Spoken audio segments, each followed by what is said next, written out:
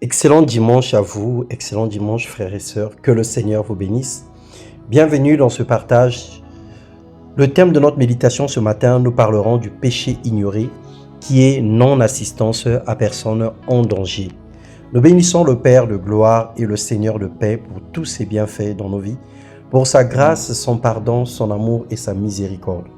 Romains, le chapitre 1, le verset 16, il est écrit « Car je n'ai point honte de l'évangile, c'est une puissance de Dieu pour le salut de quiconque croit. » Jésus nous a rachetés de la malédiction de la loi, étant devenu malédiction pour nous. Il nous a montré le chemin et a fait de nous lumière du monde et celle de la terre pour trois objectifs principalement. Pour proclamer son nom aux hommes perdus, Marc 16, 15 à 17. Pour éclairer le monde par notre conduite en apportant la lumière partout là où il y a les ténèbres, Matthieu 5, 14. Pour assaisonner les vies en leur donnant du goût par notre amour, Matthieu 5, le verset 13. Le monde est sombre, le monde est obscur. Les gens ont perdu le goût de vivre à cause de la peur, l'angoisse, la méchanceté qui mine, la faim et toute autre situation qui terrorise les nations. Le Seigneur a besoin de nous pour redonner espoir. Le Seigneur a besoin de nous pour préparer les hommes à un monde meilleur.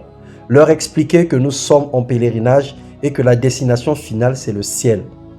Le péché ignoré consiste à avoir honte du Seigneur, car lui aussi aura honte de nous et nous régnera. Luc 9, le verset 26. Et en ayant honte du Seigneur, nous empêchons certaines personnes d'accéder à la grâce. Être égoïste au point de penser qu'à soi-même, à son bonheur sans se soucier des âmes qui périssent, Romains 15, verset 1, n'est pas vouloir faire le bien par réticence ou par peur, Jacques 4, 17. Ces péchés constituent des délits spirituels qui nous condamneront pour non-assistance aux personnes en danger. Jacques 4, 17, la Bible déclare « Celui donc qui sait faire le bien et qui ne le fait pas commet un péché. Tu as reçu de Dieu le don, la grâce et le talent, alors pratique la justice. Sers Dieu et sers les autres. » Notre zone de confort et l'égocentrisme nous empêchent de saisir la pensée de Dieu. Dieu nous appellera un jour en jugement pour cela.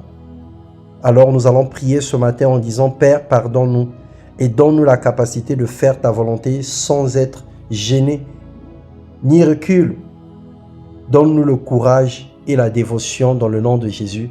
Donne-nous la capacité de parler de ta part avec force, authenticité, véracité et en toute simplicité, en proclamant l'évangile de vérité.